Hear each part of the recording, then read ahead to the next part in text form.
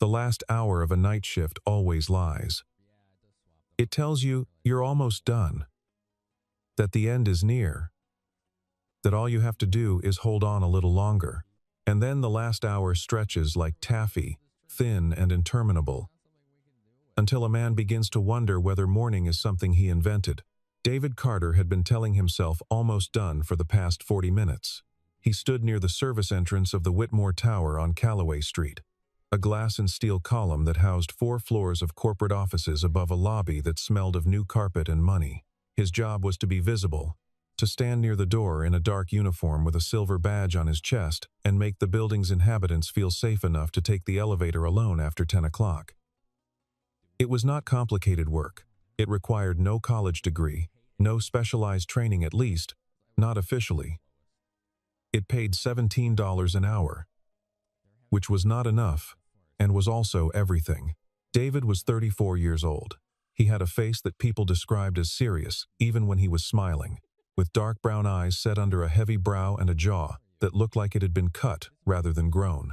He wore his hair short because it was easier. He kept his uniform pressed because it was the right thing to do. He was 6 feet and change, lean in the way that men who don't eat enough get lean, not gym lean, but work lean, the leanness of a body that burns more than it receives. His phone showed 2:47 a.m. In 4 hours and 13 minutes, he needed to be standing outside Birchwood Elementary on Fenwick Road to pick up his daughter from the early drop-off program. Her name was Lily. She was 8 years old.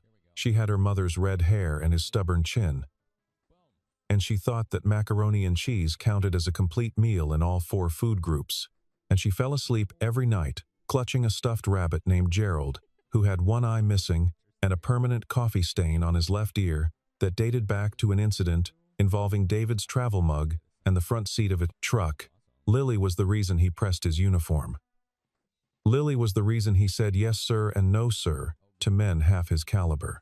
Lily was the reason he took the extra Sunday shift, and the reason he had not, in 3 years, called in sick a single time.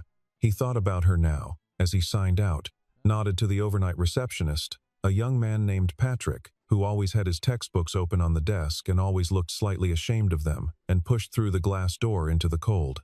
Cincinnati in February was a particular kind of cold. Not the dramatic Arctic cold of the movies, not howling winds and horizontal snow. It was a quiet, patient cold that moved in under your collar and sat against the back of your neck like a blade kept cool in still water. The sky had the orange-gray cast of a city that never fully darkens, and the street was slick from an earlier freezing rain, reflecting the streetlights in long, wobbling lines. David had a 15-minute walk to where he'd parked his truck, a 2009 Ford F-150 with 160,000 miles on it and a heater that worked on a mood. He turned up his collar, tucked his chin, and walked. He had grown up in Columbus, 2 hours east, the second of 3 boys born to a family that fixed what was broken rather than replacing it. His father had been a mechanic. His mother had taught 4th grade. They were not remarkable people in any way the world rewards, but they were steady, and steady had counted for a great deal in that house. He had inherited their steadiness and their stubbornness, and his mother always said their refusal to walk past something that needed doing. He'd spent 6 years in the Army, 2 deployments, and come back quiet in a way that wasn't there before. He met a woman named Claire who understood the quiet without asking him to explain it. And they had 3 good years. And then Lily. And then Claire was gone, not to another man, not to any dramatic ending, but to a blood clot in her brain on a Tuesday morning in October, when Lily was 4 years old, and David was at work, and the babysitter called him, and the whole architecture of his life came down in an afternoon. He did not talk about this. He talked about Lily's spelling tests, and whether the truck needed new tires, and whether the Bengals had any reasonable hope of a decent season. He talked about the practical and the immediate. The rest he kept in a room inside himself with the door closed. He was 2 blocks from where he'd parked when he heard it. It was not dramatic, the way things are dramatic in films. There was no swelling score, no sudden silence in the world around him. There was only a sound, high, sharp, cut off, coming from somewhere to his left, in the direction of Alderton Alley, a narrow service corridor that ran between the back of a restaurant and a row of storage units. David stopped walking. His breath made a small white cloud in front of him. He stood very still, the way he had learned to stand still, not frozen, but calibrated. Every sense directed outward. Silence, wind, a distant car. Then it came again, lower this time, a voice, female. Not screaming now but saying something stop, or please, the words too muffled by distance and brick walls to be certain, but the shape of distress unmistakable. David's jaw tightened. He checked the time. 2:50, 1 a.m. He pulled out his phone and looked at it for one full second. He could call 911. He should call 911. Response time to this neighborhood at this hour was somewhere between 8 and 14 minutes. He knew this not from statistics but from experience. He called 911. He said the alley name, the cross street. Possible assault in progress. The dispatcher asked him to stay on the line. He said he would. He put the phone in his breast pocket, with the call still open so they could hear what was happening. And he walked toward the alley. Later, people would ask him why he didn't just wait. He had thought about this answer enough times that it came to him automatically now, though he had never spoken it aloud to anyone. Because the second sound was weaker than the first, and when they get weaker, you don't have 14 minutes. The entrance to Alderton Alley was marked by a single sodium light on a conduit bracket bolted to the restaurant's brick wall. The light was not broken, but it flickered some fault in its ballast, some loose wire, and the flickering created a strobing half-darkness that was in some ways worse than complete dark because it played tricks with depth and distance. David did not hesitate at the entrance. Hesitation was a different thing from caution. Caution was useful, hesitation was not. He moved in quickly, keeping to the left wall, letting his eyes adjust to the alternating light. 30 feet in, he saw them. There were two of them, young men, early 20s, and one of them had the woman against the wall with her wrist in his hand and his other arm across her collarbone, and the second man was standing back with his phone out, whether to use as a weapon or for another reason David did not let himself think about, because thinking about it would slow him down. The woman was on the ground now. She had slipped or been pushed, and one knee was on the wet pavement, and her coat was torn at the shoulder, and her hair was across her face. She was not screaming anymore. She had gone quiet in that particular way that people go quiet when their body has started conserving resources. David assessed all of this in approximately 2 seconds. He did not announce himself. He did not say hey or stop or police. Announcement was for situations where the declaration itself could change the outcome. This was not that situation. He moved to the man with the phone first, because the phone was an unknown. It could be nothing. It could be a recording. It could be that the man was calling someone. He came in from the right, outside the man's peripheral field, and he took the phone with his right hand and the man's collar with his left, and he introduced the man's face to the alley wall with a controlled but persuasive amount of force. The man crumpled without a sound, except for the phone shattering on the ground. The first man, the one who had the woman, turned at the sound. David was already moving. He registered the flash of something metallic, a knife, 4-inch blade, held low the way that suggested some familiarity with using it, and adjusted accordingly. He did not try to grab the wrist. He stepped inside the arc of the strike, redirected the elbow, and put the man down with a controlled takedown that used the man's own momentum and the uncooperative surface of the wet pavement. The man tried to rise.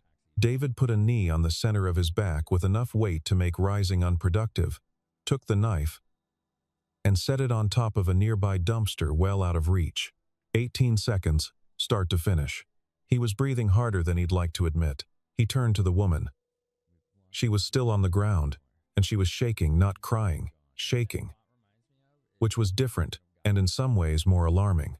Her face was pale, and there was a cut above her left eyebrow that was bleeding in that insistent way that head wounds bleed, more dramatic than serious, but still bleeding. Her eyes were open and tracking him. "That was good. I'm not going to hurt you," David said. He kept his voice low and even. The way you talk to someone whose nervous system is in crisis, calm enough to anchor. Not so soft it sounds false. "I called 911. They're coming. Can you tell me your name?" She blinked. Her lips moved. "Take your time," he said. "There's no rush. Alexandra," she said. And then, as if correcting herself, "Sophie." He noted the correction but did not remark on it. "Okay, Sophie, I'm David. Can you tell me if you hit your head? Beyond that cut. Did anything else happen?" She reached up and touched the side of her head, wincing. "I fell. When he—" She stopped. "That's enough. Don't worry about explaining anything right now." He was already pulling off his outer uniform jacket. "This is going to feel cold. I'm sorry." He pressed the folded jacket against the cut above her eyebrow. "Hold this here." Firm pressure. She did. Her hand was steady, which he took as a positive sign. Behind him, the man on the ground was starting to find his breath again. David glanced back, assessed that the man was winded and disoriented, but not seriously injured, and turned his attention back to Sophie. "Can you stand? We should move to the alley entrance where the 911 dispatcher can get the address faster from the responding unit." She nodded. He helped her up, supporting her by the elbow, not gripping, and they walked together toward the sodium light at the alley entrance. Sophie was limping slightly on her right side. Her coat, dark wool, had a long tear at the left shoulder. She was wearing what looked like it had been, earlier in the evening, an expensive outfit, a silk blouse under the coat, dark trousers, heels that were ill-suited to February pavement. A young woman dressed to be somewhere important, David thought, who had ended up somewhere terrible instead. The siren started 3 minutes later. By that time, David had checked Sophie's pupils for response and determined she was not concussed.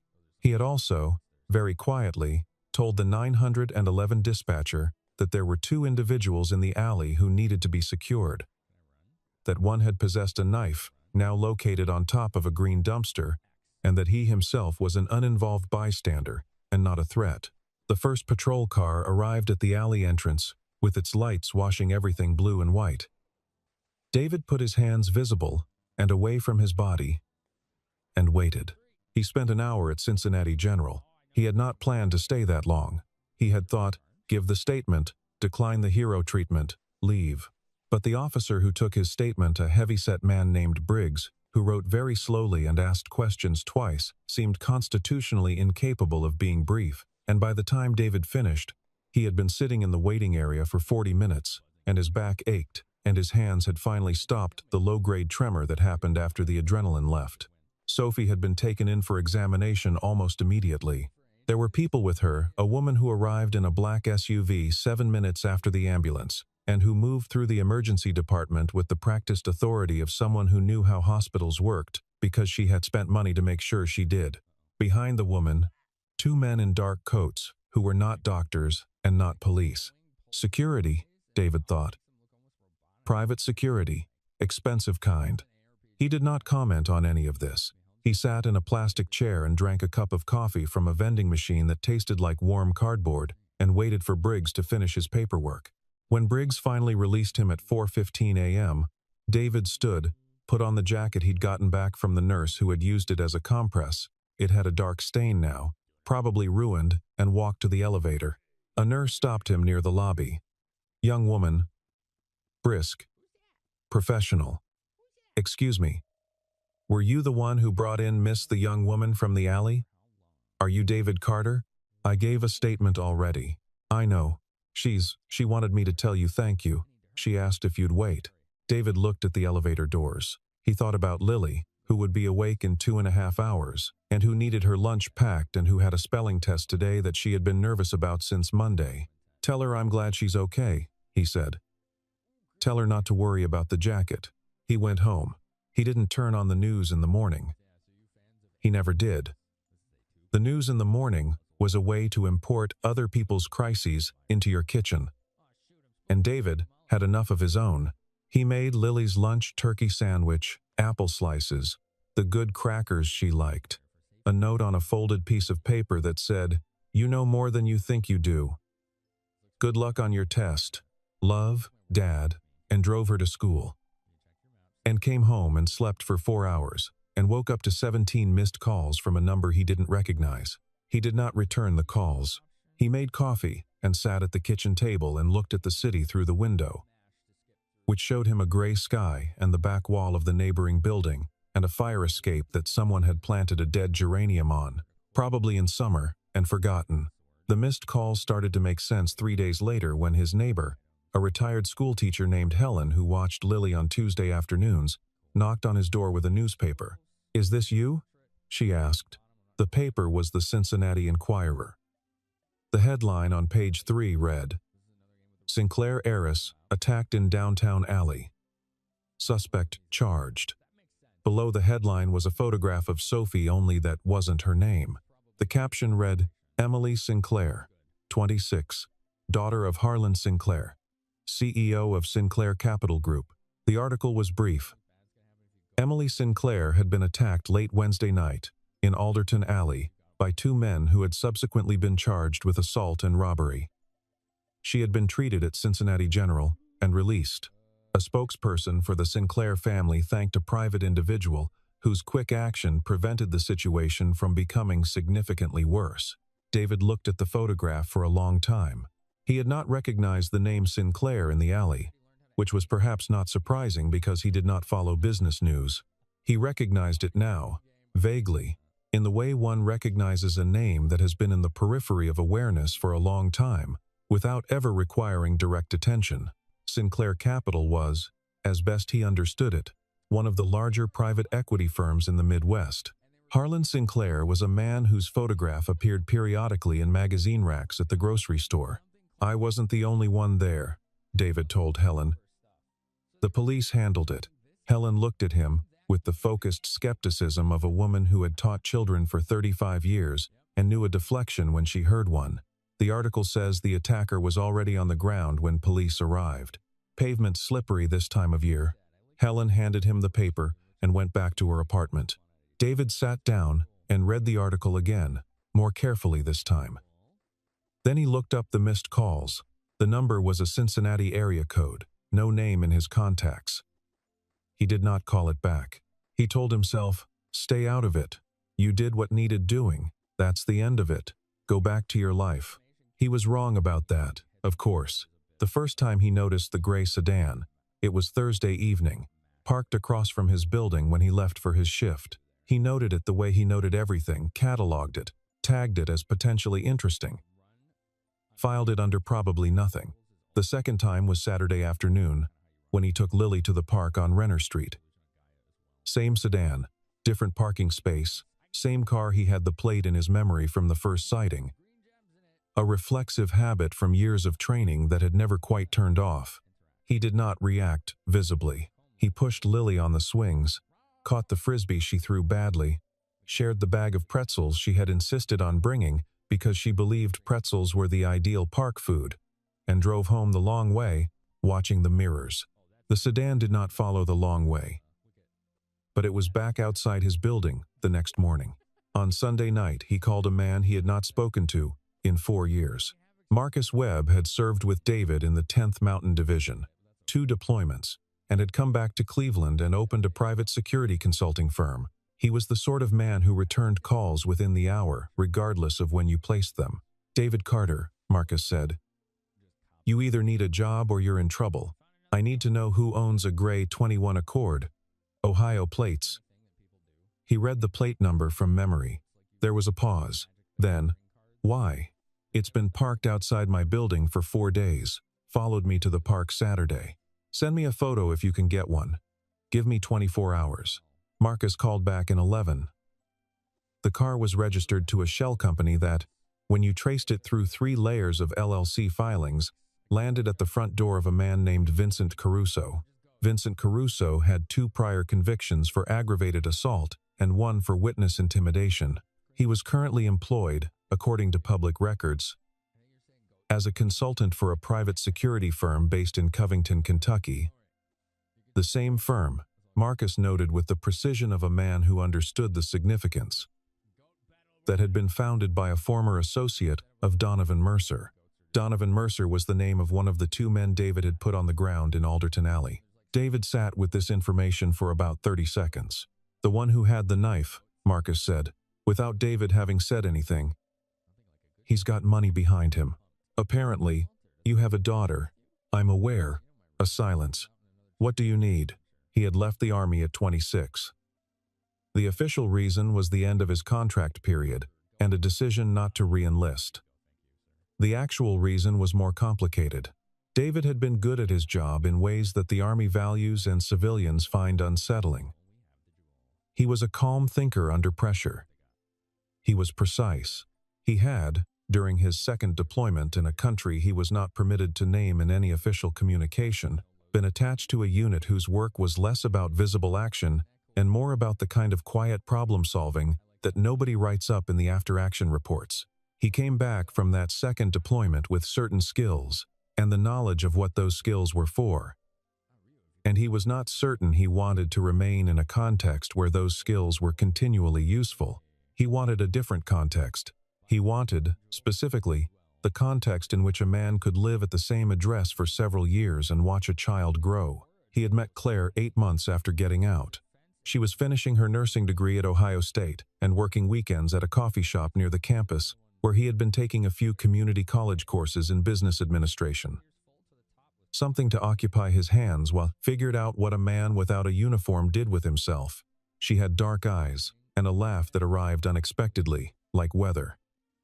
She thought his quietness was interesting rather than off-putting, which was unusual and which he appreciated more than he knew how to say.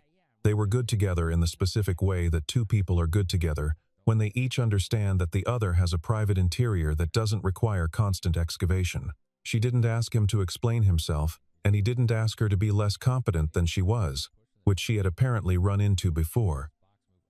And they built a life around those two small courtesies and were happy. When she died that Tuesday in October, that unbearable ordinary Tuesday, the grief was not the kind that is visible from the outside.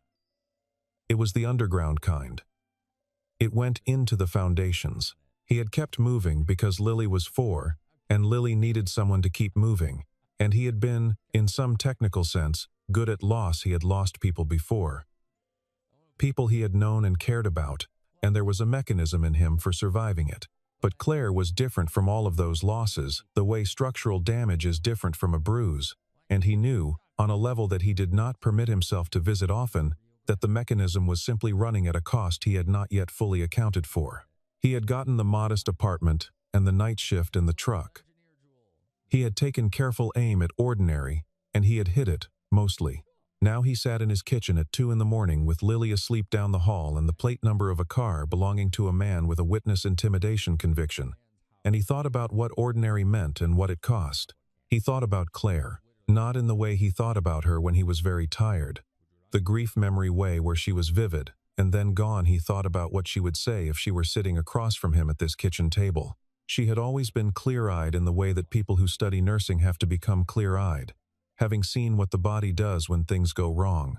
You can't protect her by pretending, she would have said. You protect her by dealing with what's actually there. He picked up the phone and called Marcus back. I need to move Lily, he said. Helen, Marcus said immediately, because David had mentioned Helen before, and Marcus had a memory for the architectures of other people's lives, for a week, maybe less. I need to do something about the sedan before it becomes a different kind of problem. And the girl? The Sinclair girl? David looked at the kitchen window. The geranium on the fire escape across the way was still there. Dead and forgotten, but still there. She might be able to help, or her family might. That's an interesting word for it, Marcus said. Help. What would you call it? Alignment of interests. You have information. They have resources. Someone is trying to erase both. A pause. You should call them David. I know. He hung up and sat in the kitchen for another 10 minutes, looking at the window. And then he went down the hall and stood in the doorway of Lily's room. She slept with her face turned to the wall, her red hair loose on the pillow, Gerald the rabbit tucked under her arm. The nightlight cast the room in a soft yellow that made it look like a photograph. He had made her this quiet, this warm, this ordinary and safe. That was the actual work of his life, not the army. Not the deployments, not the things he had been good at in ways that civilians found unsettling. This room. This child. He went back to the kitchen and found the number he had not returned for a week. He moved Lily to Helen's apartment on a Tuesday afternoon, framing it as an adventure. Helen had a cat named Biscuit and a collection of 300 jigsaw puzzles and a tendency to let Lily stay up 30 minutes past her bedtime, all of which Lily considered profound luxury. Lily asked no questions. She packed Gerald and her spelling practice book and kissed David on the cheek, and David watched Helen's apartment door close and stood in the hallway for a moment with his hands in his pockets. He went back to his apartment and took the gun out of the lockbox in his closet.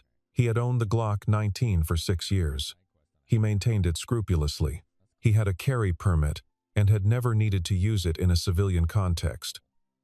And he did not plan to now. The gun was for contingency, not plan. The difference being that the plan was something else entirely. The plan involved Marcus, who had driven down from Cleveland and was currently sitting in a rented car 2 blocks from David's building, and it involved a man named Garrett Hale, who was a detective with the Cincinnati Police Department's organized crime unit, and who had once owed David a favor after a situation in 2019 involving a domestic violence call and a piece of evidence that needed to be handled carefully. Garrett was owed the information that David had assembled over 4 days, the plate number, the connection to Donovan Mercer, and, crucially, the contents of the shattered phone he had taken from the second attacker in the alley. The phone had not been completely destroyed. Marcus, who had contacts in the less official sectors of digital forensics, had recovered enough of it to establish that the attack on Emily Sinclair had not been random. There was a text chain. There was a name, not Mercer, someone above Mercer, that connected to a larger pattern that Garrett, once he saw it, recognized immediately. "This is Aldrich," Garrett said when David showed him the recovered data on a Wednesday morning in a diner on Sycamore Street. "Who's Aldrich?" "Richard Aldrich. He's been on our radar for 2 years. Garrett turned the phone screen toward David. "He's a majority partner in a competing firm to Sinclair Capital. There's been a hostile acquisition attempt for the better part of a year. We never had anything clean to connect him to direct action." He looked up. "This is clean. Then you have it. Do what you need to do." Garrett looked at him with the expression of a detective who has spent 20 years reading people. "You're not going to ask for anything? I'm going to ask that whatever happens moves quickly. I have a daughter staying with a neighbor." "Understood." Garrett pocketed the data. 24 hours, maybe less. It was less. Vincent Caruso, the man in the gray sedan, was picked up the following evening on a probation violation that gave the CPD grounds for a full search of his vehicle and residence. What they found there, combined with the recovered phone data, gave Garrett everything he needed for a warrant. Richard Aldrich was taken into custody at his home in Indian Hill on a Friday morning. David heard about it from Garrett's text. "Done. You and your daughter are clear. Call me sometime." He brought Lily home from Helen's on Saturday, 3 days after Richard Aldrich's arrest. A woman called David on his cell phone. She introduced herself as Patricia Vance, executive assistant to Harlan Sinclair. "Mr. Sinclair would like to meet with you," Patricia said. Her voice had the particular controlled warmth of someone who spent her professional life managing the schedules of people who could not be kept waiting. "At your convenience, of course." "What for?" A brief pause. "His daughter has asked to see you as well." David looked at the ceiling. He was standing in the kitchen, still in the t-shirt he'd slept in, a cup of coffee going cold on the counter. Through the window, the morning was the color of old nickels, that flat, overcast February light that felt less like daylight than like the absence of dark. Lily was at school. The apartment was very quiet. He had spent the past 3 weeks telling himself that the matter was concluded. He had acted. He had given the evidence to the right person. The right person had done the right thing with it, and the outcome was what it should have been. There was nothing further that connected him to Emily Sinclair or her family. The distance was restored, but he had thought about her. Not constantly, not in any way he would have described as troubling, but occasionally the way a detail will surface when you're not trying to retrieve it. The particular quality of the silence she had gone into in the alley after the screaming stopped. The steadiness of her hand holding the jacket to her own wound. The correction she had made. "Alexandra, Sophie." He had never asked about that. "Friday afternoon works," he said. "I have a truck." He told Lily there was a meeting he needed to go to. Lily, who was 8 years old and had recently become deeply interested in the classification of insects, wanted to know if the meeting was boring or interesting. He said he wasn't sure yet. She said that sounded honest and returned to her book about beetles. The Sinclair Capital offices occupied the top 3 floors of a building on 4th Street, which David knew from the outside, but had never entered. The lobby was the kind that makes you aware of your shoes, polished stone, tall ceilings, the faint smell of cut flowers from an arrangement the size of a small tree. Patricia Vance met him at the elevator, a composed woman in her 50s, who shook his hand with the firmness of someone who had long ago learned that being underestimated was a choice she declined to make. She led him through a series of halls to a conference room, not the corporate kind with a long table and too many chairs, but a smaller room with couches and a window that looked west over the city. Emily Sinclair was already there. She looked different from the alley, obviously. She was dressed properly now, her hair arranged, the cut above her eyebrow healed to a thin pink line that would probably fade entirely within the year. She was looking out the window when David came in, and she turned and stood quickly. And for a moment neither of them said anything. She looked, David thought, like someone who had spent 2 weeks thinking about something she wasn't sure how to say. "Mr. Carter," she said finally, "I asked to see you specifically. My father is going to come in a moment." "He has." She paused. "He has things he wants to say, and offers he wants to make, and I need you to know before any of that happens that you don't have to accept anything. I don't want you to feel obligated." David looked at her steadily. "How's your head?" She blinked. Then, unexpectedly, she laughed. It was a short laugh. Surprised. Genuine, the laugh of a person who had expected something formal and received something else entirely. "Fine," she said. The cut needed 4 stitches. The rest was mostly bruising, and... She stopped. "Shock, I think. It took a while. That's normal."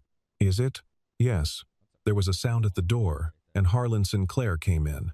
He was a man who had been described in various publications as imposing and formidable, both of which were, David thought, polite translations of large and used to rooms adjusting to his presence. He was perhaps 60, with gray hair and the careful physical maintenance of a man who understood that his appearance was, among other things, a financial asset. He had his daughter's eyes dark blue, observant, and he looked at David with them for a long moment before extending his hand. "Mr. Carter." His voice was lower than David had expected, and quieter. "My daughter told me what you did. I've also been briefed by the detective Hale on what you did after. The police did the actual work. You gave them what they needed to do it." Harlan sat down across from David, and Emily sat beside her father. "Richard Aldrich has been charged with 3 counts, one of which is conspiracy to commit assault. He will not be conducting any more business that intersects with mine or with my family." A pause. "I owe you a considerable debt." "You don't owe me anything," David said. "I heard a sound and I acted. That's it. Most people hear sounds at 3 in the morning and go home." David had no answer to that, because it was true. "I want to offer you something," Harlan said. "Not as payment, I understand you'd refuse that. As a practical acknowledgement that your current situation and my current needs align." He paused, choosing words with the care of a man who had conducted 10,000 negotiations. "I need someone to head security for a personal portfolio of properties and, separately, for my daughter's personal security detail. It's not a public-facing role. It requires someone who can assess threat, manage personnel, and exercise judgment without needing to be told twice." He named a salary. It was the kind of number that David had to keep a carefully composed expression in order to not visibly react to. "There is also," Harlan continued, "a benefits package. Health coverage, full family coverage, and a company vehicle. The hours are structured. You would finish by 6 in the evening, most days. No overnight shifts." He said this last part without inflection, but he said it looking directly at David. And David understood that Patricia Vance had, at some point, provided her employer with the relevant background. Lily's school pickup was at 3:30 p.m. every weekday. He sat back and looked at the window. The city spread west from here, flat and gray-brown and enormous, stretching to a horizon that was more industrial than scenic. From this height you could see the curve of the highway, and, faintly, the green of Renner Park, where he had pushed Lily on the swings, while the gray sedan sat in the parking lot. "I'd want to speak with the people currently in the role," David said finally. "Before I commit to anything, I'd want to understand what the actual day-to-day involves." Harlan nodded. It was a nod, David thought, of a man who respected the due diligence. Emily was looking at David with an expression he couldn't quite read. Not gratitude. Exactly, she had already expressed that, and it had the quality of something she'd finished with rather than still carrying. Something else. Something closer to curiosity. "Can I ask you something?" she said. "Go ahead. In the alley. You gave me your jacket." She said it as if this were the thing she kept returning to, the detail that had lodged itself in the larger story. "You weren't wearing your own jacket, and it was below freezing. You just handed it to me and didn't comment on it." He shrugged slightly. "You needed it more than I did. That's not an explanation. It's the only one I have." She held his gaze for a moment. Then she looked away, and something in her expression settled, not closed, but quieter. The expression of a person who has found the answer they were looking for and is deciding what to do with it. He took the job. Not immediately. He spent 10 days asking questions, meeting with the existing security staff, reviewing protocols and schedules, and the specific security requirements of the properties involved. He met with Marcus on a phone call and walked through the offer from the objective distance of someone who was evaluating it as a professional arrangement rather than as a gift. And Marcus, who was constitutionally incapable of sentimentality, said, "It's legitimate. The role is real. Take it."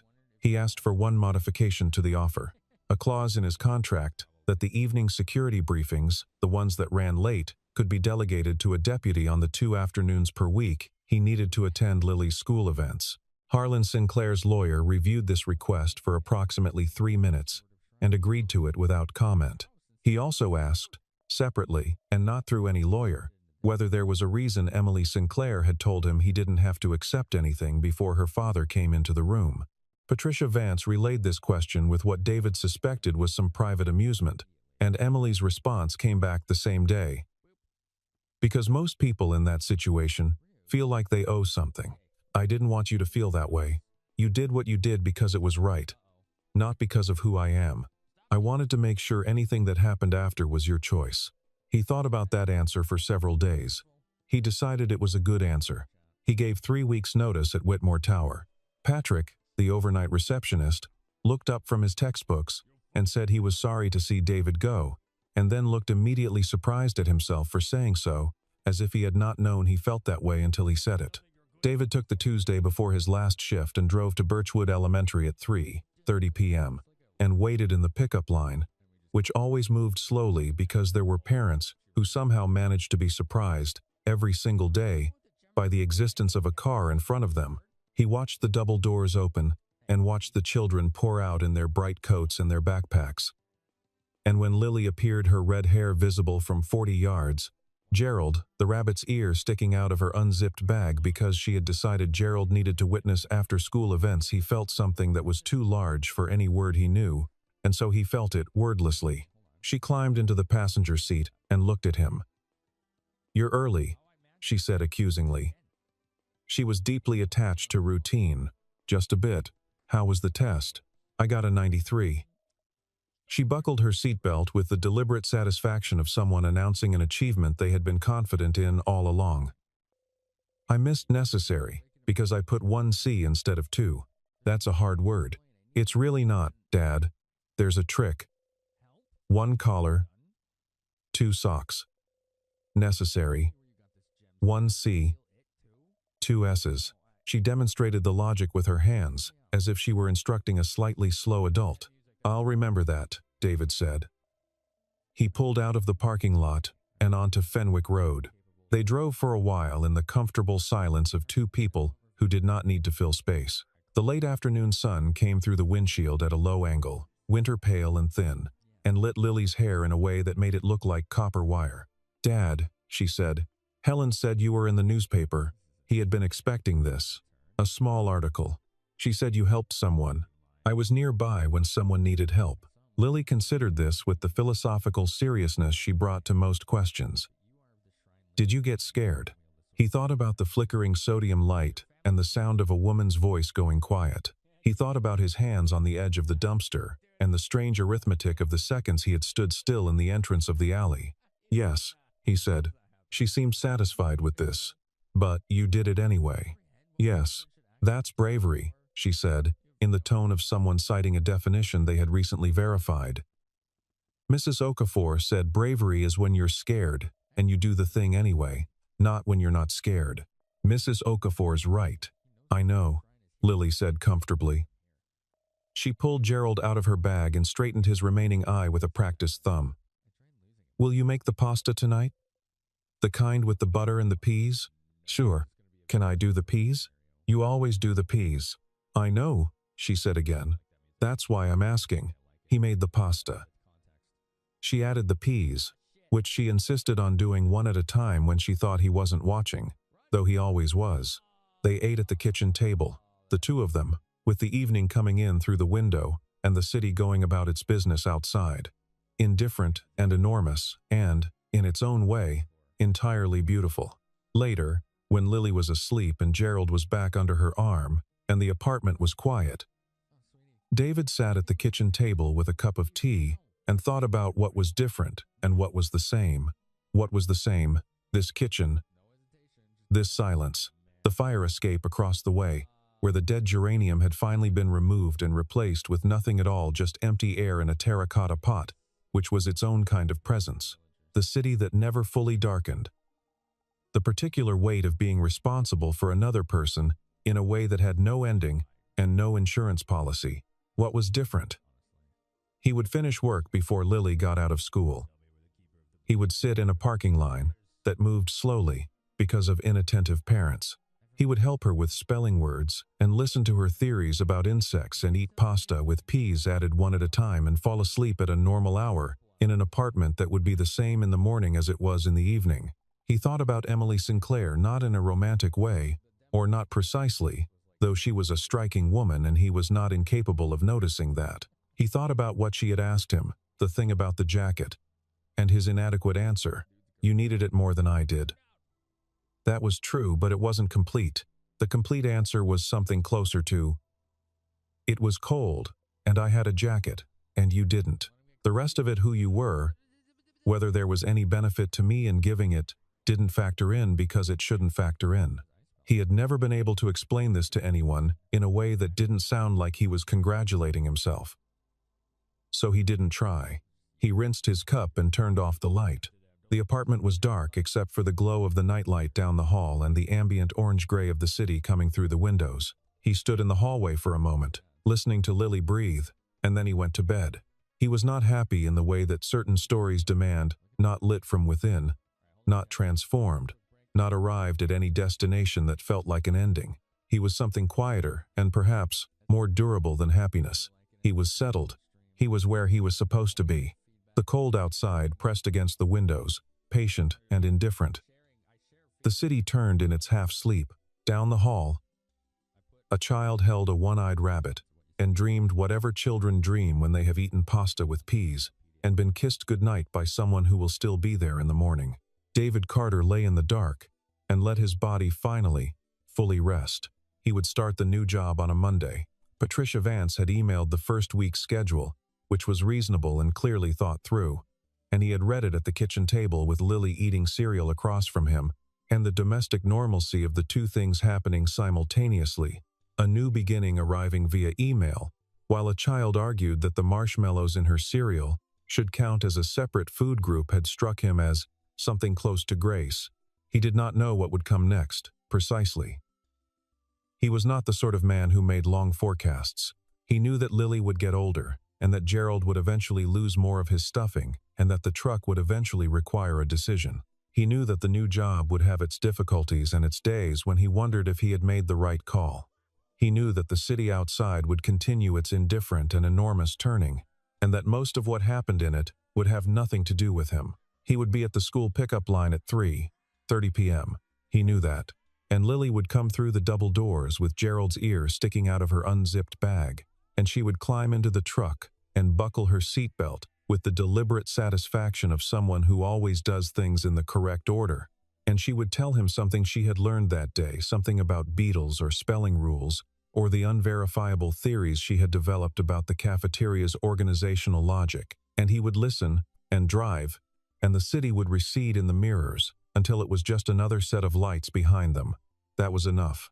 That was, in every way that mattered, more than enough.